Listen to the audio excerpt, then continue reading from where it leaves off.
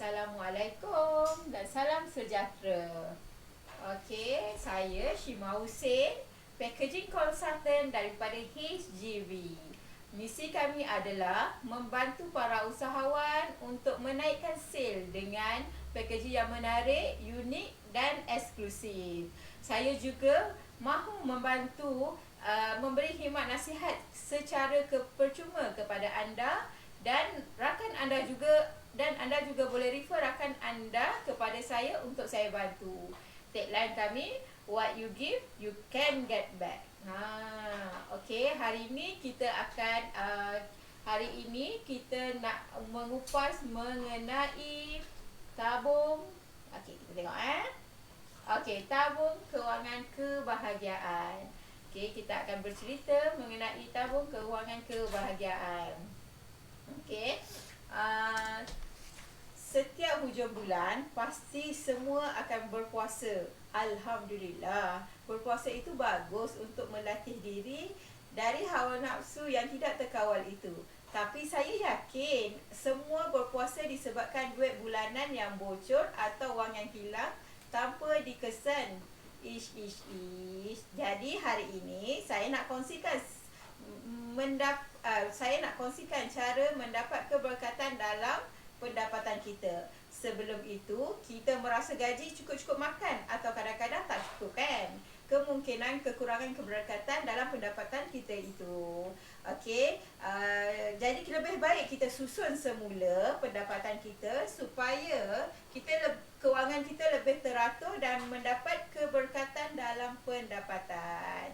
Mari saya kongsikan cara terbaik mengurus kewangan diri, iaitu bermula dengan mengagihkan pendapatan ke tabung keuangan anda. Tips ini saya kongsikan kepada anda semua macam mana kita nak atur pendapatan kita. Okey. Perancangan kewangan yang membawa kepada kejayaan dunia dan akhirat ini terbagi kepada 6 tabung lah lebih kurang itu, insya-Allah. Okey, saya bagi contoh. Kira anda mempunyai gaji sebulan 3,000. Okey, first kali perlu adalah tabung keperluan. Apa yang dimaksudkan dengan tabung keperluan adalah keperluan dalam perbelanjaan kita. Ia adalah peruntukan untuk komitmen kita seperti sewa rumah, bulanan kereta, bil telefon dan perbelanjaan rumah. Kebiasaannya diambil 55% daripada pendapatan kita. Contoh, kita gaji 3,000 darab dengan 55% sama dengan 1,650 daripada gaji kita digunakan untuk keperluan hidup. Awas, bezakan keperluan dengan keinginan dalam perbelanjaan rumah supaya kita bijak berbelanja. Okey, nombor 2 adalah tabung Financial Freedom Account, FFA. Tabung ini lebih kepada simpanan tetap kita, di mana tabung ini berkemungkinan boleh beranak dengan sendirinya kalau kita bijak untuk melabur. Dilarang untuk mengusik tabung ini sehingga ianya mampu memberikan pendapatan pasif kepada anda. FFA ini berdasarkan prinsip pay yourself first. Ada di dalam buku Secret of Richard Person in Babylon, yang membawa maksud 10% daripada gaji kita adalah untuk pelaburan yang menjana pendapatan pasif. Kita boleh melabur duit ini di dalam unit trust, ASB, fixed deposit, emas, hartanah. Potongan untuk tabung FFA ini adalah sebanyak 10% daripada pendapatan kita. Contoh, kalau kita gaji 3,000, kita darab dengan 10%, so sebulan adalah 300 daripada gaji kita adalah untuk disimpan untuk mencapai matlamat kebebasan keuangan kita. Nombor 3 adalah tabung pendidikan. Tabung pendidikan ini adalah pendidikan diri sendiri seperti menghadiri kelas agama, seminar-seminar, seminar-seminar dan juga ilmu motivasi. Atau anda juga boleh membeli buku-buku ilmiah. Anda patut berikan diri anda pendedahan ilmu dunia dan akhirat supaya kita boleh memperbaiki diri dan sekaligus menaik tarafkan pemikiran dan tindakan kita. Pepatah ada berkata, menuntut ilmu hingga ke liang lahat. So, potongan daripada tabung pendidikan ini adalah 10% daripada gaji kita. Contoh, gaji 3,000 darab dengan 10% bermakna 300 daripada gaji kita digunakan untuk tabung pendidikan. Yang keempat, tabung charity ataupun derma. Tabung ini bertujuan sedekah dan menginfakkan sebahagian harta kita. Kalau kita nak rezeki kita bertambah dan mendapat keberkatan, kita perlu sedekah dan membayar zakat. Tabung ini adalah wajib bagi semua orang disebabkan kita perlu bantu orang lain.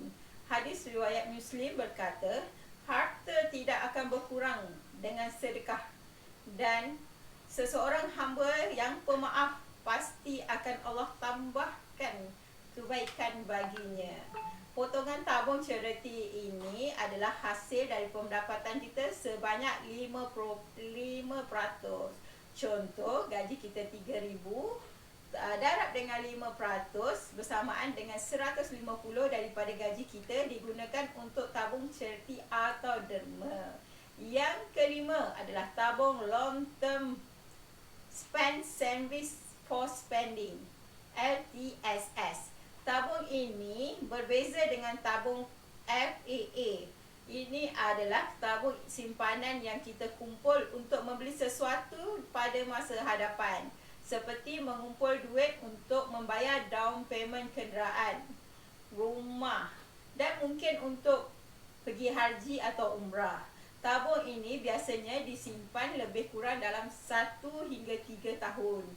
Okey, kalau anda ada keinginan untuk sesuatu yang mahal, gunakan tabung ini sebagai tempat menyimpan. Jangan kacau tabung-tabung yang lain. Kalau tak cukup kumpul, potongan untuk LTSS ni adalah 10% daripada hasil pendapatan kita. Contoh, 3,000 darab 100. So, sebulan kita kena masukkan dalam tabung ini sebanyak 300. Okey, selama 3 tahun dan berjaya mengumpul duit untuk apa saja yang kita nak buat. Maksudnya beli kereta ke, pergi haji ke. Okey, yang keenam, tabung fun. Okey, tabung ni paling best sekali. Tabung keseronokan ini untuk digunakan pakai mereward diri sendiri supaya perbelanjaan aktiviti seperti makan mewah, menonton wayang dan bermain bowling ke. Okey, minta perhatian. Ramai yang suka melebihkan tabung ini. Peruntukan untuk tabung ini hanyalah 10% daripada pendapatan anda. Ingat, 10% sahaja ya. Tabung ini adalah untuk mengawal diri daripada terlebih seronok hingga berbelanja di luar kemampuan kita. Potongan untuk tabung keseronokan adalah 10% daripada hasil pendapatan. Contoh, gaji kita sebanyak 3,000 darab 10% adalah 300. Kita rewardkan diri sendiri dengan makanan di restoran mewah ataupun menggunakan duit ini untuk kemudahan kita. Okey, menyimpan bukanlah perkara yang mudah, tetapi saya percaya bagi sesiapa yang mula menyusunkan tabung kejayaan ini, insya-Allah kewangan mereka tidak bocor seperti air terjun. Biar susah sekarang dan senang kemudian. Saya doakan agar anda meningkatkan pendapatan pasif dan mengurangkan perbelanjaan. Okey, itu saja untuk saya mengenai kewangan kebahagiaan. Shima Hussein, packaging consultant daripada KGB. Okey, sekian, terima kasih. Jumpa lagi kita di masa akan datang. Okey.